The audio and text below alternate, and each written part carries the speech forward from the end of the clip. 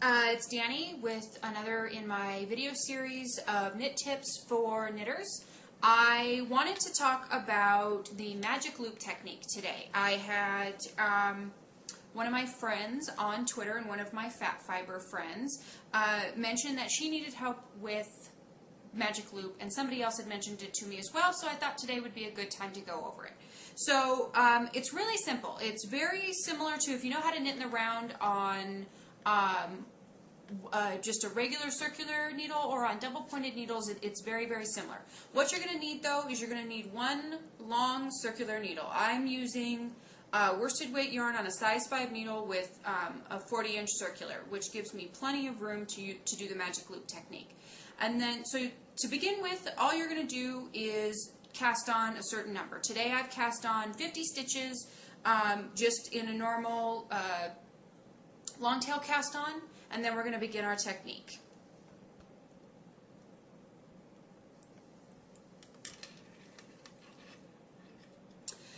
So you've got your 50 stitches cast on to your needle. You're going to move all your stitches so they're on the cable. You're going to move all your stitches so they're on the cable, and you're going to split your stitches in half. So I have 50 stitches on my needle. I'm going to count to 25, which is right about here, and then you're going to kind of bend it in half and pull it so you have the loop coming out, so you've got stitches on one half of your cable and stitches on the other half of your cable. And then you're going to pull it up so you have a loop. Now we're going to start knitting in the round, so we need to join for the round. So what you're going to do is you're going to make sure that your the bottom half of your stitches are the ones that are connected to your working yarn. So you're going to leave your tail and your working yarn on the bottom. And then you're going to slide the other half of your stitches, which is the second half that you cast on, onto your top needle. And I do top and bottom just to make it a little easier to go with. So here's the magic loop part of magic loop. You've got the loop on this one side, and to begin working in the round, you're going to pull your bottom needle, or the one that's attached to your working yarn, out so that you have a loop on this side and a loop on this side. So you don't want to pull it all the way through because you don't want it all snugged up on here. And what this does is it frees your right hand needle or your bottom needle so that you can begin knitting. To join in the round, all you're going to do is start knitting like normal. This is the easiest way to join in the round. The trick here though is you want to make sure that this first stitch is knit as tightly as you can manage, so you don't end up with what's called a ladder at that join. Now you can place a stitch marker there to mark the beginning of your round. I use my tail. I know since my stitches are split exactly in half that when I get back to my tail, that's the beginning of my round.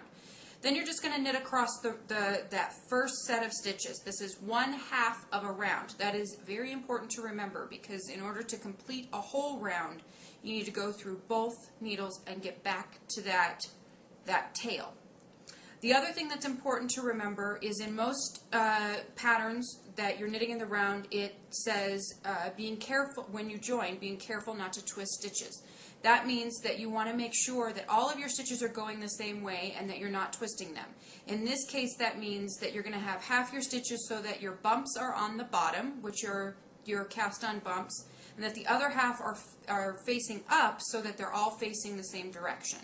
And that way nothing gets twisted. If it gets twisted, you get what's called a Mobius, which is like a figure-8 knitting, which sometimes can be very cool, but unless you mean to do it, it's not very cool, and it's very frustrating when you get done with several inches of knitting and realize that you've made some sort of bizarre geometrical shape and not a circle like you wanted. Okay, so now we're at the end of that first needle of stitches. We've just knit across like normal. Now we've worked off of the left-hand needle. Excuse me. We've worked off the left-hand needle, so we have nothing left on this needle. Now we're going to flip the whole thing over again. That way we're knitting on the top, and we're going to slide those stitches that were held on your cable onto the needle so that you can work across them again.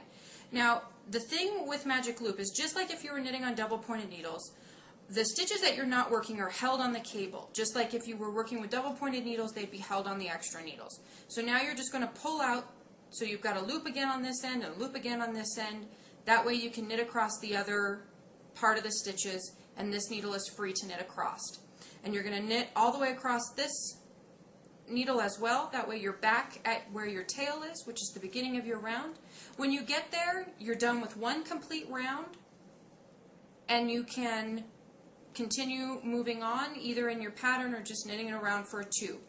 This technique works for anything that can be knit in the round.